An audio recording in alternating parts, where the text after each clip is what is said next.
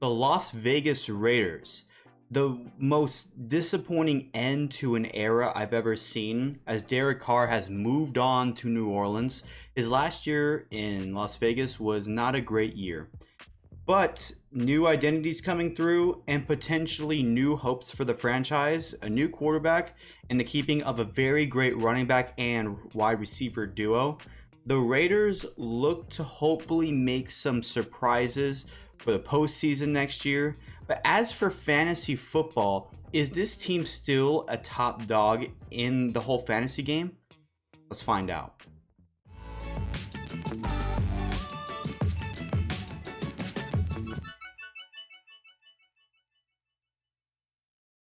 How's everyone doing today? My name is Aaron and this is the Game Day Hour. Welcome back to the Fantasy Football Team Review. In this series, we take a look at each and every 32 NFL franchises and see what they offer for fantasy football. Here we analyze the team's quarterback, running back, wide receiver 1 and 2, tight end, and starting kicker. Our goal is to look back to last season and see if they're worth drafting, and if so, when and where. Today, we analyze the Las Vegas Raiders. Jimmy Garoppolo, Las Vegas Raiders quarterback. Moving on from Derek Carr was interesting, but it also felt a little forced because Derek Carr was one of the best things about the Raiders. But the Raiders did go and pick up a very good quarterback in Jimmy Garoppolo. Ever since he was with the Niners, he's always been, I wouldn't call it above average, but he's a winner. He has a good track record of winning and has gone to a Super Bowl. So the Raiders have a Super Bowl caliber type quarterback. I wouldn't say he is 100% a Super Bowl quarterback. He's not. But he's still pretty good. And for the 11 games he played last year, he did amazing.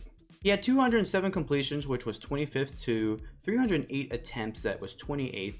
He was 67.2%, that was tied for 7th. So, he's great with completion and attempts, all that stuff. He had 2,437 passing yards, which was 23rd. 16 touchdowns, that's tied for 19th, to only 4 interceptions, that was tied for 71st. He had 192 total fantasy points, that was 23rd. So when he did play, which he played the majority for the Niners, but the Niners went through 3 quarterbacks, lost Trey Lance early, and then after Garoppolo went down with his injury, all of a sudden here comes Purdy. And it just seemed like that the Niners were trying to move on from Garoppolo, so Las Vegas is a good landing spot for Garoppolo, and I think he's going to do pretty well. But as far as being in my top 25, he is 23rd on my list, which puts him out of the top 20, but he's still a maybe to draft. A maybe. I'm not saying yes, I'm not saying no. He's somebody who is in that gray range of he could be drafted, he could be a high free agency pick, but we don't know. I assume that he will be mostly a free agency pick, but if you still draft him, it's okay as a quarterback too, and he has great weapons around him. So I don't think you can really go wrong either way, but that's just something to think about. Josh Jacobs, Las Vegas Raiders running back. Now we got something to talk about. I am a big fan of Josh Jacobs and what he's able to do. And last year, you can argue he was the best running back in the entire NFL. Let's take a look at his stats. He played 17 games last year, and in 17 games, he had 340 carries. That was second. 1,653 rushing yards. That was first among all running backs. That was also 12 touchdowns. That's tied for 5th. 53 receptions, which was tied for 69th. 400 receiving yards, that was 117th, and that gave him 312 total fantasy points. That was 3rd among all running backs in fantasy. He put up some big stats that are worthy for round 1 drafting, and you know what? I can say it. He is a running back 1, somebody who I would definitely draft. On my list, he is ranked 6th among all running backs, so he is a running back 1. He is somebody I would 100% go after in rounds 1, 2, maybe 3. I'd be shocked if he went to 3. But yeah, that's where I'd see him. Most of the time when I see these mock drafts, he's 12th ranked, which means that's a high round 2 probability. So yeah, I would recommend going after Josh Jacobs. he is somebody worth it. Like, totally worth it. Davante Adams, Las Vegas Raiders wide receiver 1.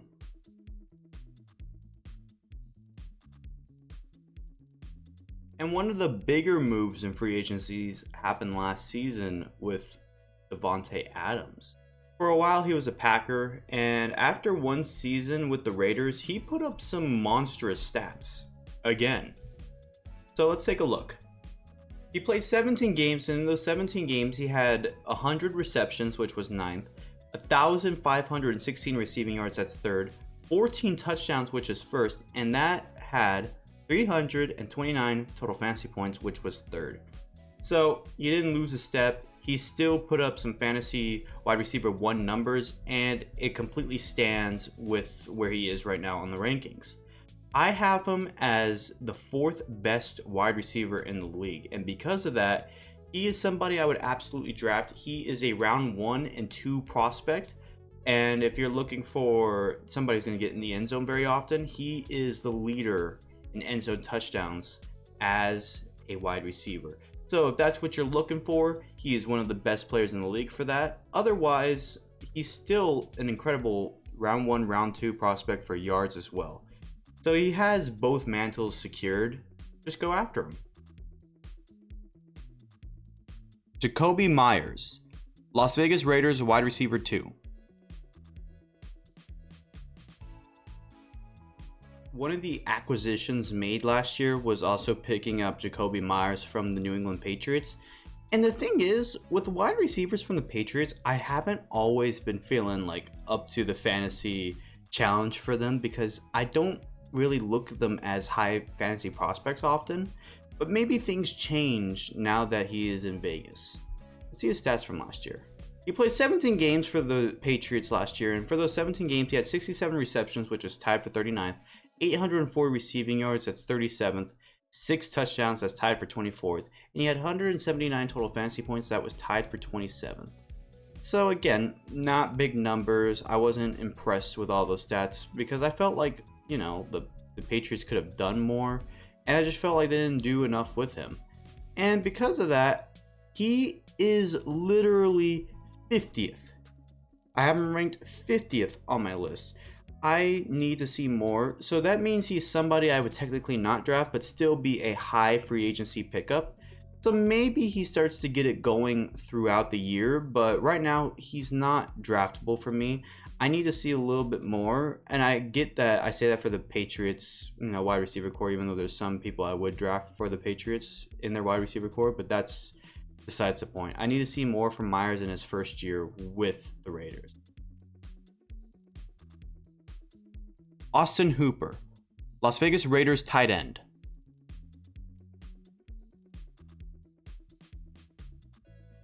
The tight end position is no longer set for the Raiders now that Darren Waller went over to New York.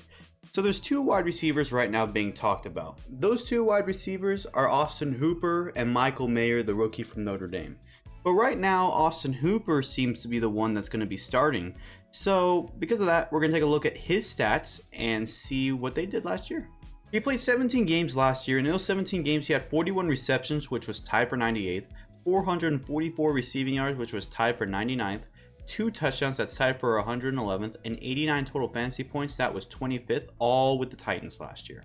So he didn't put up some incredible stats. They are like top 25 worthy, and that helps. And since, Garoppolo has worked with great tight ends in the past, obviously the tight end game for him is easy and simple, which means that on my list, Austin Hooper is 22nd. He's just outside the top 20, but still a potential draft pick, somebody who you could draft. But I do see that split tight end position being a little tricky, and because of that, I would not necessarily draft him. I would actually go ahead and say no to drafting him. But if he is to assume control, then he would be of great use next year to Jimmy Garoppolo. And I don't know. We just gotta have to see what happens with the depth chart for the tight end position. Daniel Carlson, Las Vegas Raiders kicker.